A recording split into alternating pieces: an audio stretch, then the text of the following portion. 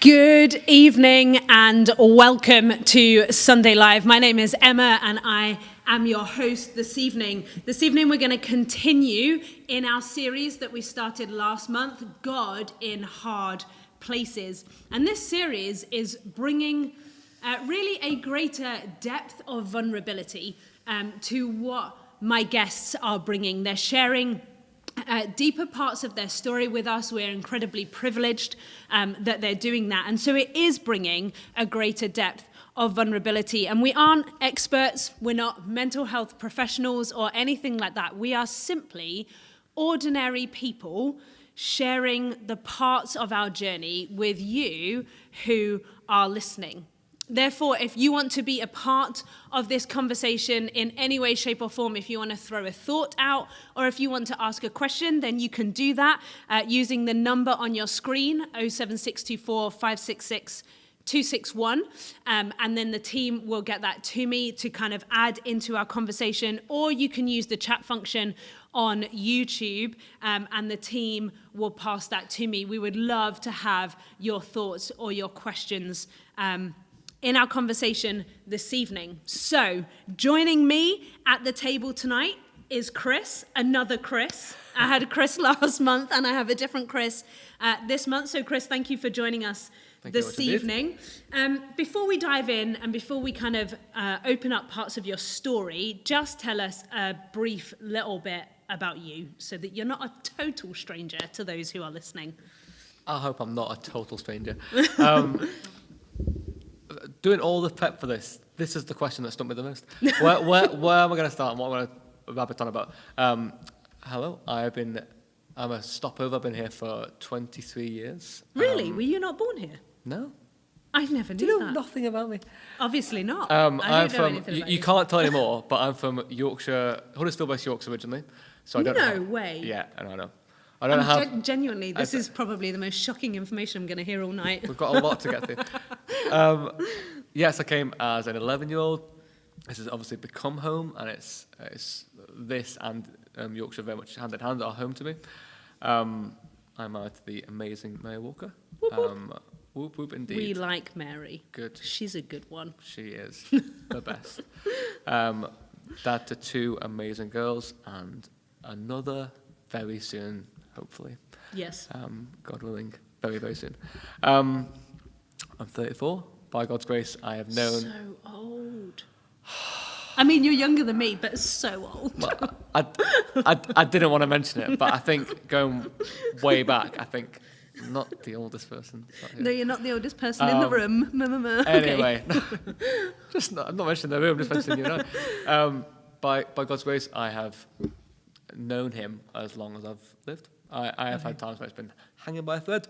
Yeah. And where I thought, where are you, Lord? I'm finding this really hard. I don't know if I want to still know you, but I can't ever say hand on heart, there's been a time where I've woken up and thought, actually, I was wrong. There isn't a God. How incredible, because that means you're literally bringing us a lifetime worth of experience. I mean, they are mixed experiences. They are mixed experiences. But this is really... when I was a kid, when I was in year 5, I remember a dinner lady asking me, what do you want to be when you're older, Chris? What do you want to do? And I remember exactly where I was and saying to her, I want to help people. Oh. And largely with vocationally and otherwise, that's generally what I've stayed into. I've been in support work, youth and community work, larger people work, church, schools, and odds and ends. I'm in retail at the moment, and I do some of those skills in what I do now. Okay. Wow. Cool. We'll see how this goes. Year 5 Chris will be proud, I'm sure. I don't know what year 5 Chris will be. Okay. Shall we dive into parts of your story? We're obviously not opening up the entirety of your life. You don't want to hear all that. So we're talking about God in hard places. Yep. So what hard place or places do you want to share about this evening? I guess you can give us a brief overview of what you want to share about, and then we'll dive in. I mean, I don't know how much all of me wants to share all about this. No, I do, and I am glad and privileged to do so. You remind me of your wonderful husband a few months ago who stood up in church and was like, this seemed like a great idea several weeks ago. And I am incredibly glad to be sharing, but have somewhat apprehension about doing it. This will be some sort of overview about 3 different bouts of anxiety, depression, and I forgot the other one. Panic attacks, not being able to be here, all that gambit of not great spaces, pits, if you will, miry clay, if you will, from the word. And this whole process of getting me to be here for this has been a little bit like a recovering alcoholic sticking half a foot in a bar. Bear with me. Yep. In a sense of, I'm not there, but I'm revisiting some of the stuff. I'm reflecting on some of the times, and I'm glad, by God's grace, not to be there. Yeah. And we'll get on to other things later on about how God is still God and doing stuff when I'm seeing in colour, I'm seeing great. But it is great when that I can say that I'm not there right now. Yeah. For me, every time it's been a little bit different. 3 different bouts over the last 10 or 11 years. Like a lot of just different stresses, different over responsibilities for me, or me taking on things. I'm quite empathetic and reasonably good at that, and being creative and being there, the help thing, as we discussed. But sometimes to my detriment, sometimes doing too many things. And I get to a point where I snap and I'm like, I just don't want to feel. I can't deal with all these different things anymore, and the people and the things, and I'm just going to bury my head in this. And the biggest thing, which will be similar, you said at the start, like I would have in no way claimed to be an expert on any of this stuff. But my named experience is very much of, you isolate yourself very much when you're not doing good, when you're in one of these times. It's like an opposite side of a coin. Right now, I can see it in, by God's grace, colour, and I can taste, and you just get really grey. Yeah. You get really selfish. You get really numb, like that classic ostrich, head in the sand. Like I'm just literally doing, not now, what I need to do to get through whatever this situation is. Yeah. And then I can't wait to go home to bed and just sleep. Like when you're having days, I remember times in even an early beach mission of like, I just want to get through this and like sleep, and I don't want to, which is ridiculous because I'm doing like amazing stuff that I'm really happy about. But you get into all sorts of negative thought patterns and habits and think, how did I get here? And it's the low resilience for me, and the times where I can sort of look outside the box and think, how did I get here? Like, what fills me up is being with people, building into people, and sharing a faith and helping in some way. And this sort of wandering but evangelistic heart in here. And I think, how am I at this place that is really, really dark, and I don't know how I've wandered into here? Yeah. And I heard a great analogy from a pal recently about, it's a bit like you're on a beach, and sometimes you can see the waves coming in, and you can see it as rising. Like, I should do something about that. I should be careful what I do, what my habits are. And sometimes it's really hard to be aware of that. And here we are. Isn't that the absolute challenge, I think, of hard places in life, isn't it? Where so often, not always, but I think it definitely happens where your external circumstances are great, can be great. There can be some really great things. There can be some really joyful things, some very loving things, but your internal world is falling apart, the complete opposite. And that is not always, but can be the absolute nature of hard places, isn't it? Yeah, it's amazing is the wrong word. But I can be doing a great job in Like a past job as a housing support worker, I'd go and see a client, I'd go and do a home visit, guys who need help with various practical things, often addiction and mental health issues. And I can be told by managers and by the guys themselves, you're doing a great job, Chris. And I'm like, yeah, but like I'm on fire, like mentally, like you can't see that, and I can string it together. And we'll get on to this, but there's times when I would go to somebody's door and I'd be praying, like panic praying. I'm like, Lord, I don't know how I'm going to deal with this guy. And we both know all the stuff that's going on inside me, but once again, I'm going to really need your help for the next hour and a half. And he was there, and it was in the difficult times, as those examples, he still showed up and got me through. Yeah, and what a reminder, isn't it, that just because externally someone is held together doesn't mean internally that they are. And our culture and our society goes on this roller coaster of be kind to everyone. You don't know the battles that people are fighting. And I think our culture has made it this whimsical thing that we just kind of rise and like kind of go with the flow on when something bad happens, and then everyone forgets it and starts getting mean again. But it's true, isn't it, that actually you are so unaware of the internal battles that people are fighting just because externally they are well held together. And I think that's probably a really good segue into, okay, so your hard places, and we're going to kind of dot over. You mentioned that there are three instances, three periods of time. Three periods of time that you have struggled with your mental health, anxiety, depression, panic attacks, all of that kind of stuff. And so you're going to kind of flick between all three of them because they all look very different, but they all have things to glean from in that.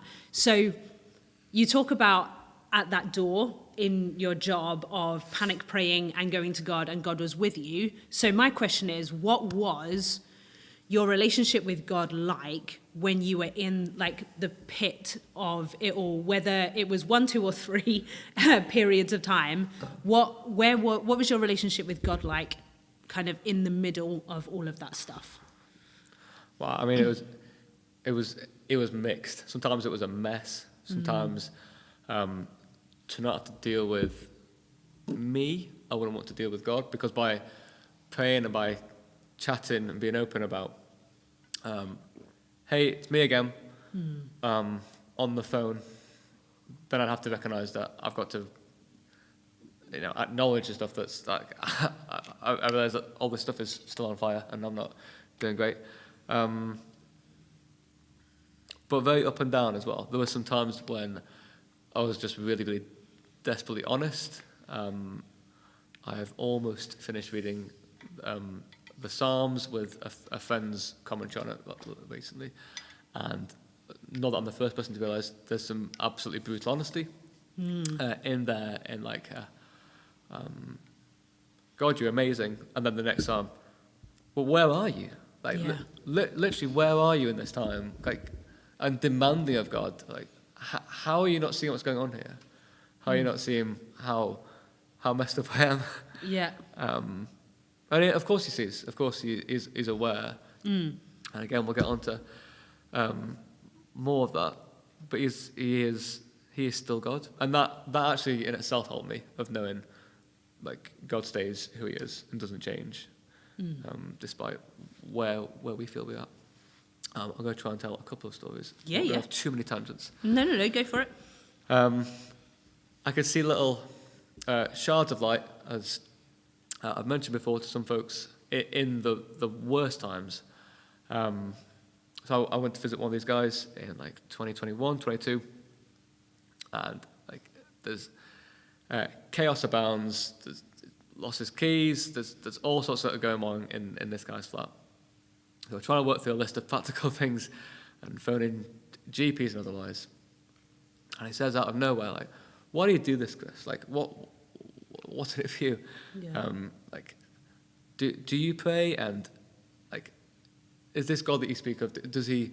Would he have time for me? Would he listen to me?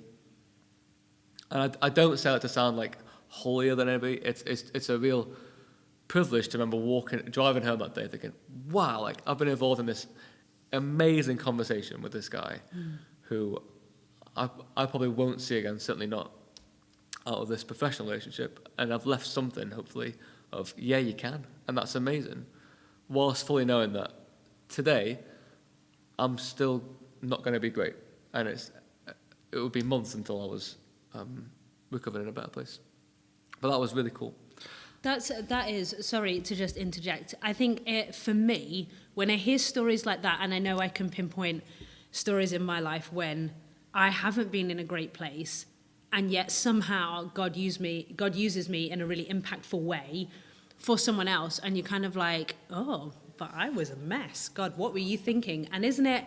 It's such a reminder that you haven't got to have it all together for God to use you. Actually, the only thing you need to be is open for God to use you.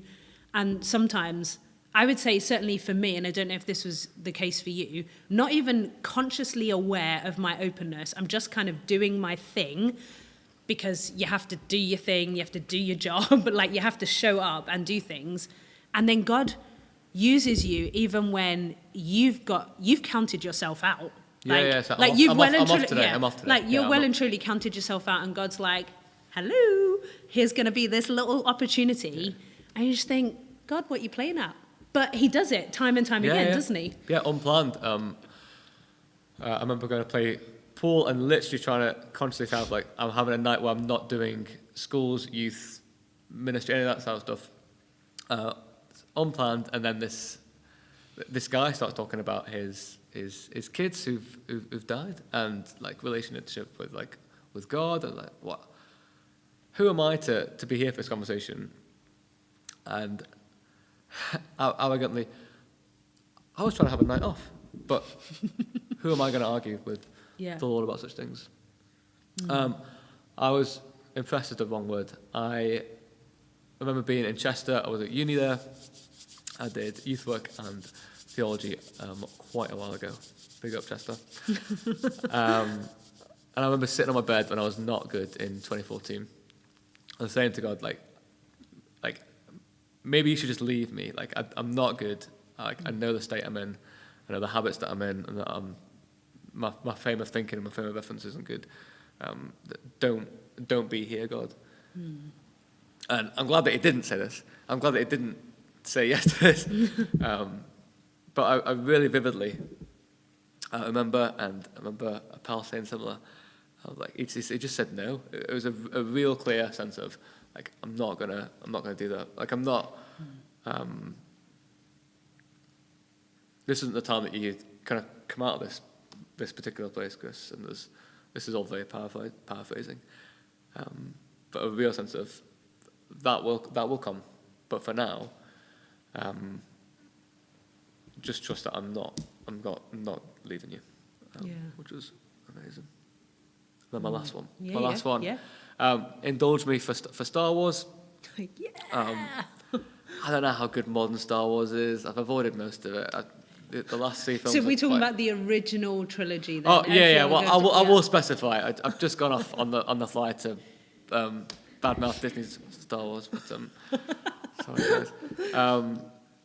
Episode 5, which is arguably the greatest of Lucas's works, where Luke is on Dagobah with Yoda, learning how to use the Force, as we know. And he can't raise up the X-wing from the pit that it's in. Yeah. I remember thinking this in my head. And I don't know if it was me who thought it or if God gave me the picture in the first place. In a particular wood, which I revisited a couple of months ago in St Andrews, and saying, God, this time, this is the third time, and like every time it's been different. How God's brought me out of it, for various practical and prayerful means. But I don't say I don't think you can. I say I don't know how you're going to get me out of this. I feel like that X-wing in that scene. Yeah. So I'm almost daring you to say, I don't know how you're going to do this time. Yeah. I walked back to the house, and about 10 months later, 4 or 5 months into being in a better spot, from various means which we'll get onto later, I I really thought God nudged me and reminded me of that particular scene, and it was like a big God moment of, do you remember that time when you asked me if you could get me through that, if I could get you through that? It was, and here we are. So, Yeah, I really love out of all of those stories, and now you can correct me if I'm wrong in this, but all of them sound like really huge God moments. But before you told the stories, you talked about how they were just shards of light. Yeah. So I think it can be really easy sometimes for us to hear stories like that and in our dark places and go, well, God's never been that clear with me. But it wasn't this huge God moment. It really was a shard of light. I know when I've been in difficult places and I tell the story about how I met God in there, and it sounds big and dramatic and like he's done this really huge thing, but actually at the time it was a teeny tiny thing. Is that kind of your experience? So even though they sound big and dramatic and like it was really obvious and that clearly he pulled you out of it in this really big way, but at the time, did it feel like big God moments, or did they feel like tiny shards of light? Tiny shards, and it's difficult to put into words, to speak in hindsight about how all that works. Yeah. How the mental and the spiritual work together. I don't know if I'm the right guy to write a book. I'm sure books have been written on it. Yeah. And I just haven't read them fully yet. Mental health times up with spiritual stuff as well. Yeah. But yeah, at the time it was just small reminders of still here, still doing stuff, and like the route out isn't the same. It's different for loads of people. There's practical things that you can do that are good habits to have, obviously. But yeah, I'm waffling, so I'll stop. No, it's okay. It reminds me of a time when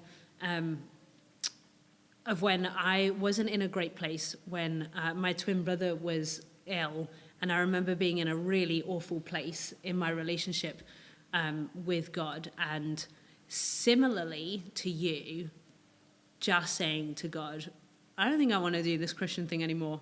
Like, I'm out. I'm done. Because you know what? If this is what it means to be a Christian, kind of not interested, really. And I mean, I say it quite flippantly, but at the time I was really angry. Like, I was really angry that God wasn't pulling me out. He wasn't doing anything in the situation. And I remember being furious, like kind of rage at God. And I remember going for a walk, and he showed me a picture. So it was like a picture that kind of just appeared in my head, really, but it was a really vivid picture. And that's kind of how it works for me. If God gives me a picture, it doesn't necessarily mean I know what it means, but the picture is very clear. It's how I know it's not me, because like I have a good imagination, but it's not that good. It's like seeing in like full-blown cinematic view type of thing. And the picture that God showed me was, it was a picture of a cross, and I was hanging on the cross, but I was facing in, and my hand, so I wasn't like crucified on the cross, but I was hanging, so like I was holding onto it. And everything in me was just saying, I'm just going to let go. Like, I'm done with this Jesus business. It's not worth it anymore.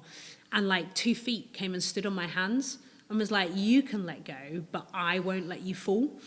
And this really powerful image of God saying, you might be done, but I'm not done with you yet, and I'm not leaving you. And I tell that story now, probably in greater detail, another point, and it sounds like this huge God moment. And in hindsight, it was a huge God moment. But in that moment, I just became a little less angry. Like, I wasn't like, I've snapped out of it, like, I'm done. I was just a little less angry and a little bit more assured that I might be done, but God wasn't done with me yet. And that was okay. And so I think sometimes we can fall into the trap of hearing people talk about God in hard places and sharing stories and being like, wow, that was big and dramatic, and I've never had a big and dramatic story like that, so that's okay for you guys. You're clearly closer to God, or you're holier.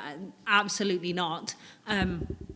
But at the time, it didn't feel like a big God moment. It felt like, I really love that phrase, a kind of a shard of light, because it was this moment, this tiny moment of God reassuring me. And nothing dramatically changed within that. I was still angry at God. I was still struggling. I was still in a dark place. So nothing had dramatically changed, but I was a little bit more assured. I was a little bit more aware that I might be done, but God's not done with me. And that was comforting for me in that. And I'm hearing some similarities with kind of what you're saying.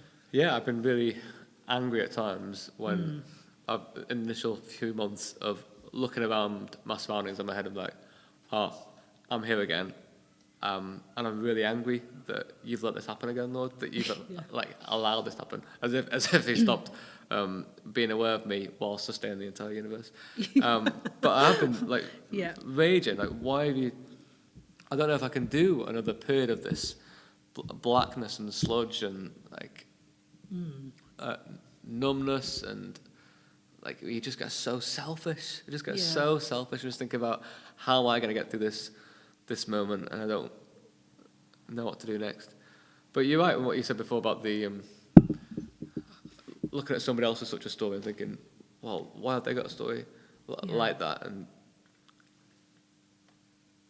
I remember 2013 as the last year when I didn't know the world of black pitness, depression, and anxiety, and all that stuff, damaging habits, and thinking that's a great memory, because I didn't know it personally. I didn't have first-hand experience of it, and so I don't know if I would have wanted to have such experiences, or if I would have signed up to God and said, I'd like to have these in order that we can do this, and then I can then tell people about it. Yeah. But at the same time, God is good, and there's definitely been good from it. Yeah. Including this time. Yes. Hopefully. Absolutely. Okay, so should we move on then, because you've kind of like segued a little bit into kind of coming out of those hard places. So what helped you overcome, whether that's practical stuff or just, I don't know, however you want to answer that, but what helped you overcome those hard places and kind of eventually come out the other side? I will answer. But only the first thing that we talked about. It's really difficult to answer this knowing that some friends are still struggling. And if I'm on the other side of the bat, shooting such a side of the foot, if you like, I would be watching this and be wanting to hear a recipe of what to do.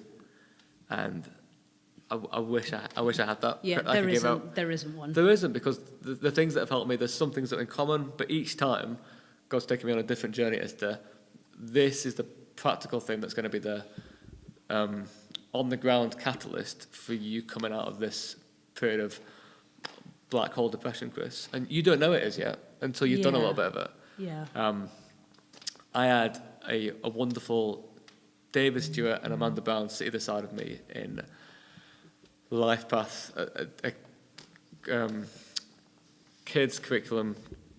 I don't know how to describe Life Path.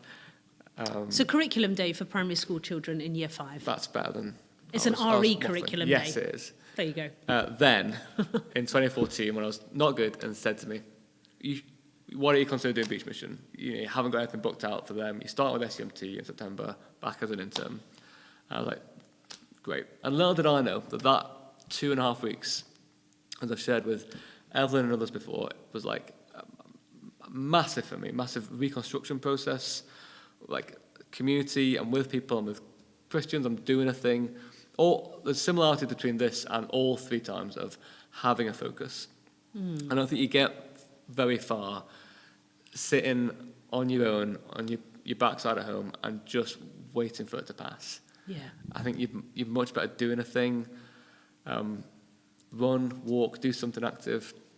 I can see loads of the Christian or not, jumping ahead, 5 ways to well-being, like in the Bible, in the Gospels, of being content, of being thankful, connecting, learning and giving your time. So those things were similar on each time, whether it's helping in a particular new church setup, whether it's through a particularly focused job. I didn't know that part of this job that I'm doing now in retail will be part of how God pulled me out in March 2023. Those other factors, being part of a great church, being building, having good friends around me. I've written down having patient and stubborn friends who will keep calling you, who will keep making sure that you have a coffee every week. Yeah. I think of one pal in Scotland who made sure that we just had coffee and read something in the Bible and prayed every Monday. And again, anticipating that the following week, Chris is still not in a particularly good spot, but like incredibly helpful, and I'm incredibly grateful for that and for each time having the people who walk with you. Yeah. You need them. Yeah, absolutely. And you know what? Like, as we've said, that there isn't a formula for it, and there really, really isn't. But it's interesting because some of the things that you're talking about that helped you is exactly what Chris last month also talked about. He talked about having people check in with him, even if they were unaware or didn't know what was going on. Just, hey, how you doing? Do you want to catch up for a drink? Do you want to go for a coffee? Yeah. Being involved in church and having a focus that was not about himself, but about other people. Being engaged in a church community. You know, he talked about all of those things, which is, in essence, some of the things that you're talking about. So there's not a formula, but there's maybe some similarities in surrounding yourself with good people, engaging in good community that is healthy and challenging as well as encouraging and inspiring. There's all of that stuff, isn't there? Yeah, it's a juxtaposition, I can't say that, juxtaposition of you need people, yes. But at the same time it's so hard to get out and to do the thing, and to get out and to make the call and say, still not doing great, can we just go and play tennis? Can we do something practical? Yeah. I remember when I was out of work for a few months, several years ago, and I volunteered at a community walking group, working with some elderly folks. Partly to help them, but partly to help me, because I've got like this massive blank space in my diary now. Like that's not helpful for me in the slightest. Yeah. Talking therapy has helped me in the past in different ways. Chatting to friends has. I've written down several verses which I'm not going to go through. Yes, okay. But I will touch on a couple. Yes. I went with a good mate to watch a U2 band on the Isle of Man a couple of days ago. Well, I couldn't get tickets for the actual band, and they're not touring just yet. No. Don't know if I can afford them anyway. They didn't play. They have a song 40 based on Psalm 40. So I'll read you the first 3 verses which the band focus on, and which has meant a lot to me. I waited patiently for the Lord. He inclined to me and heard my cry. He drew me up from a desolate pit, out of the miry bog, and set my feet upon a rock, making my steps secure. He put a new song in my mouth, a song of praise to our God. Many will see and fear and put their trust in the Lord. And it was the imagery of like, you're in this place and you're crying out, but there's a patience in that as well. Of like, God knows that you're waiting, and He's not ignoring me in the different times, and is sovereign is right to have me learn the things I need to learn in each time. And there are things, and nervously there could be times in the future when this happens again. And God is still God and all that. Is there anything else that helped you, whether, maybe on a practical level, that helped you, anything else that you want to add that helped you overcome your hard places?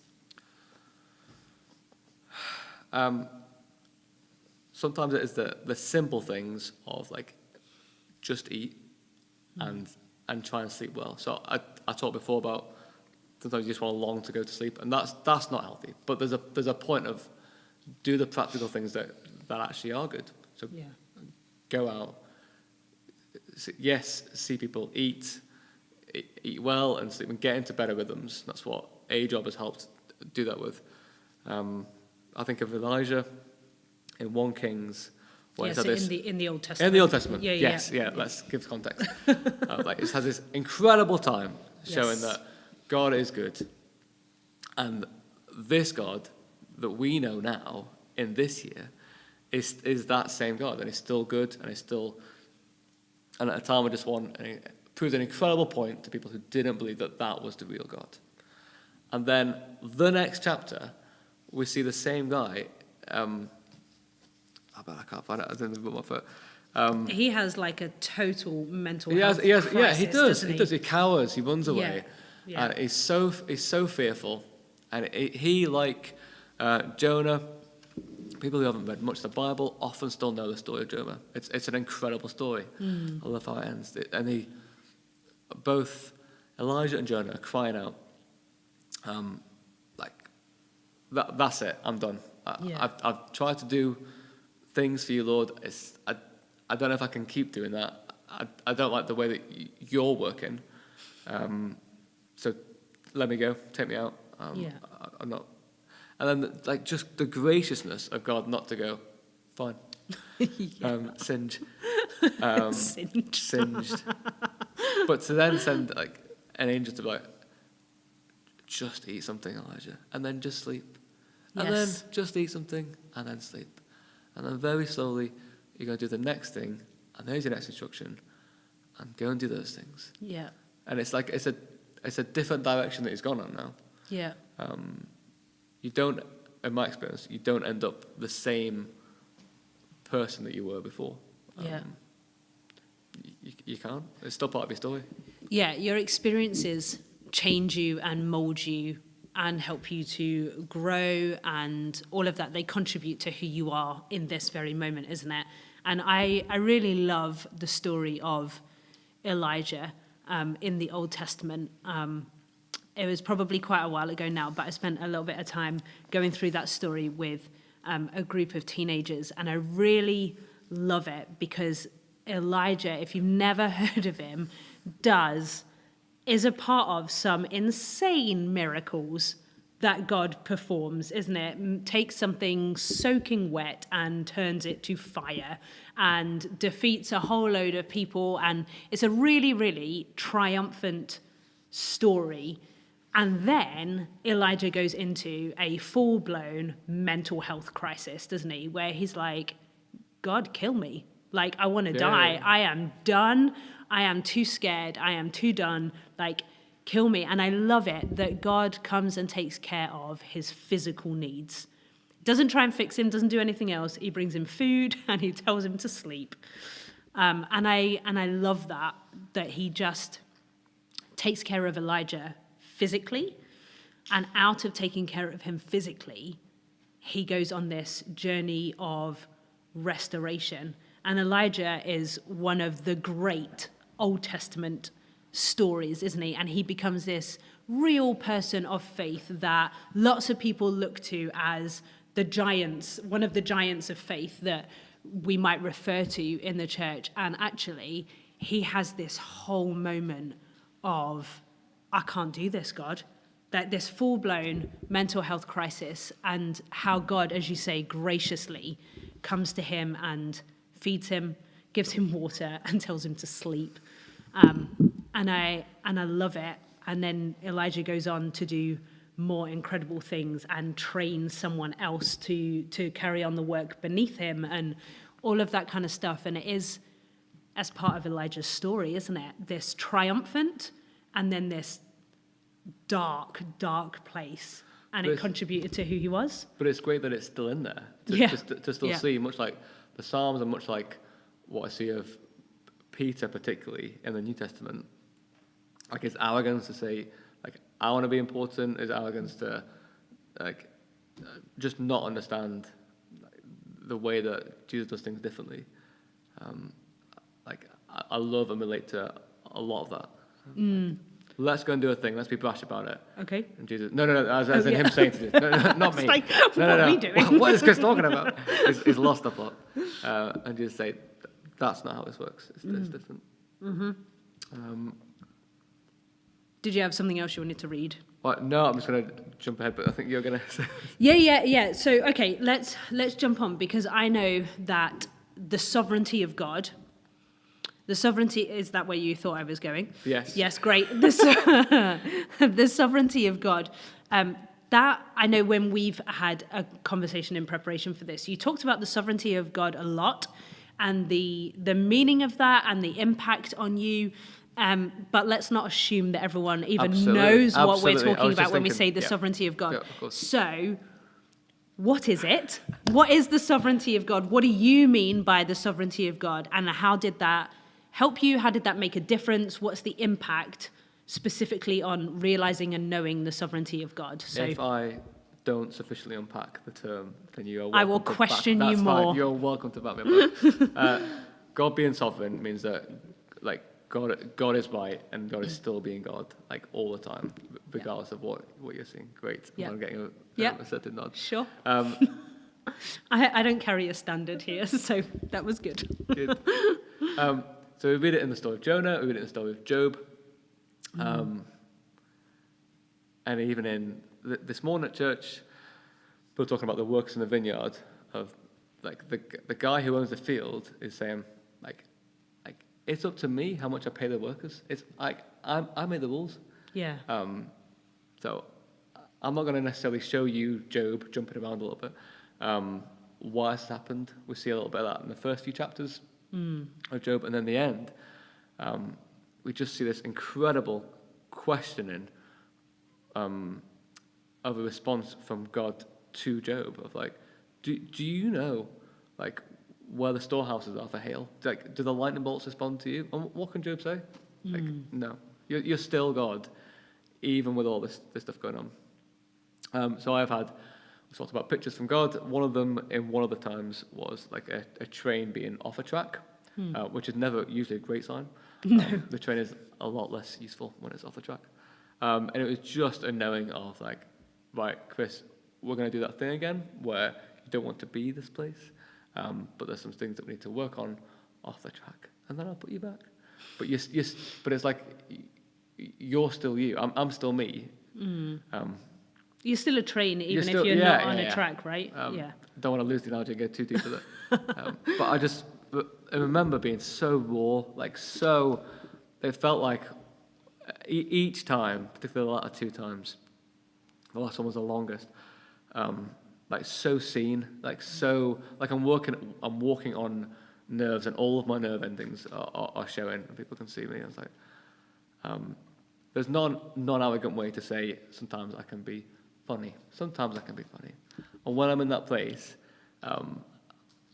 there's all sorts of other things that are going on which are more important, but I know that I'm not being funny. I know that I miss gags. My brain is not going fast enough. It's tough. We're not great in church always at lamenting, and celebrating is the one word. Embracing being there in that moment of being not great. And being, as in being in a lament. Yeah, in a really bad place. Yeah. So, like, walking with somebody, like what you said before, it's great to be out the other side and to celebrate this terrible thing happened. But God is great, and here we are, and let's move on. Yeah. Sometimes you just have to embrace, this is where we're at, and I'm going to need people to walk with me, because it's really crap. Somebody got baptized some years ago who had a physical disabilities. I remember she asked her mum as a kid, like, why me? Why does this stuff happen to me? And her mum, who was probably asked the same questions to God long before she got to this stage, said, why not you? Like, why be it not you who has this particular thing? And so, like, I grapple with that. Of, like, why be it not me who has had to deal with this stuff? And everybody has the different things. But I'm not going to tell God how to, like, I've known how delicate I am. I've learned more about how vulnerable I can be. I need to watch myself for a few different things. Watch my habits. But I've learned a lot about I'm really a lot more fragile than I thought I was. Yeah, it's really interesting, isn't it? Someone had just sent a message in, reminding me actually, because I didn't remember this, but like you mentioned Job, he never fully understood why he went through what he went through, and that is so true, isn't it? That actually we don't always understand the why, not this side of heaven. Not going to understand the why me, why did it look like this, why 3 times? Yeah. Like, I don't know. And I that thought you'd be able is to give one me an of answer. those, no, unfortunately I can't. And it is one of those things, isn't it, of, I don't know. I don't know why God allows us to go through hard times, to be in the pit. I don't know. I don't know why he allows that, and he doesn't just stop it dead in its road. But it's really interesting because you've been talking about kind of those 3 times and not understanding the why, but knowing that each one has contributed to who you are in this very moment. Yeah, it's made you certainly. who you are, and I don't know why I've had awful things happen in my life, why anyone listening, anyone who is a simple human being has ever had bad things happen or hard times or challenging times. Why does God allow that? But I know the one thing that I am so sure of, that I have never been through anything bad, that God hasn't been with me in it. Even when I can't see him, even when I can't feel him, even if I can't hear God speaking to me, even if I'm not reading my Bible, even if I'm not praying, even if I'm going, you know what, God, stuff you, not interested, at no point has God ever gone, bye. Like, at no point. It's just not a thing. So we don't know why, but we do know that God is in the pit with you. Yeah. I'm always comforted that there aren't any surprises to God. Yes. And there are plenty to me. Yeah. I was trying to explain to the girls like this morning, it's great that I don't know what's going to happen for however many years I've got. I'd freak out 10 years ago if you told me all the things that would have happened. I'd celebrate plenty of them, don't get me wrong. Yeah. But plenty of them. So how much more for the next 10 years is God saying, you don't need to know about that right now.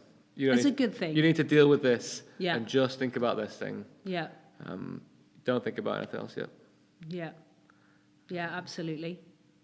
Great. Anything else on the sovereignty of God? Okay. That's good. Let's, we'll begin to draw our conversation to a close, which means my final question for you is, if someone is listening and watching to us... Otherwise, I've barely looked at this. No, that's okay. If someone is listening and watching and they haven't yet decided to give their lives to God, they haven't yet made that commitment to become a Christian, to follow Jesus, to be like him, and they've listened to all of this, I guess, what do you want to say to them?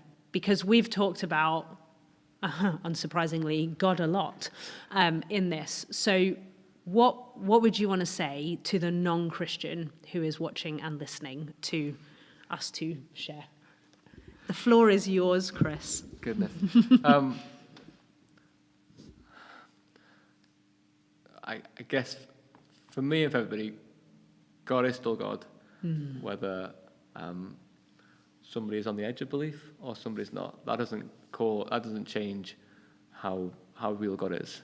Without trying to start a war about it, I've had to learn and relearn through my ups and downs. Like, he's just going to keep being God and keep doing his thing, whether I want him to be there or not. Sometimes I would like God to be different and do different things, but he is the God that we have. I've mentioned it before. I think the classic 5 ways to well-being is a great place to start. If you are not in a good spot, they're great practical. Connect, be active, keep learning, give, and take notice of things.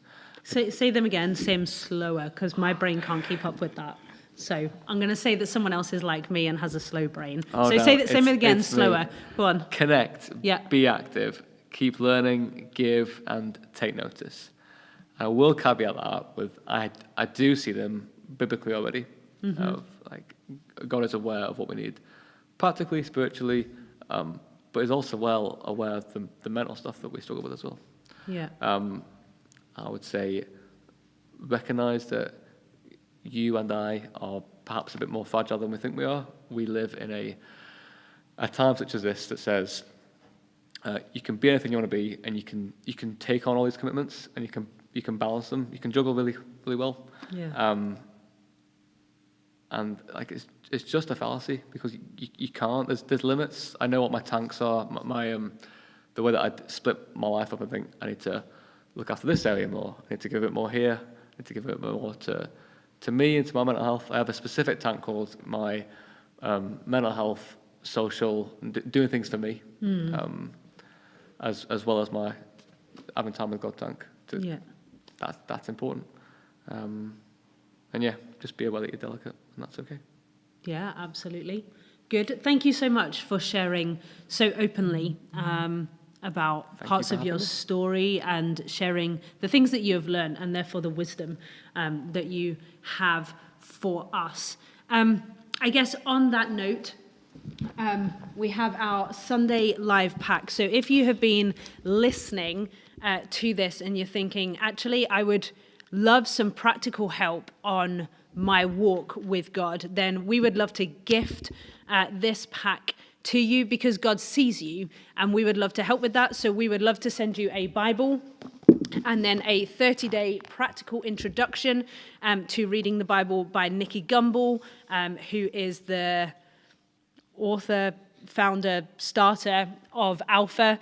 If you don't know what the Alpha course is, Google it, because it will also help you dramatically. And then we will send you a pack of information of Welcome to Broadway and the things that we have going on. We would love to send that to you to help you in your journey, whether you are a Christian or not yet a Christian and just on that journey. We would love to send that to you. The number on your screen, 07624 566 261, and we will, if you contact us, we will find a way to get that to you with no strings attached at all. We would just love to bless you in your journey as you seek God. We will be back at Sunday Live on the 5th of July, so that first Sunday of the month, where we will be finishing off this series of God in Hard Places. So do join us for that final one on our YouTube channel, BBC IOM, at 7:30 p.m. I hope to see you there next month on Sunday Live. Good night and God bless.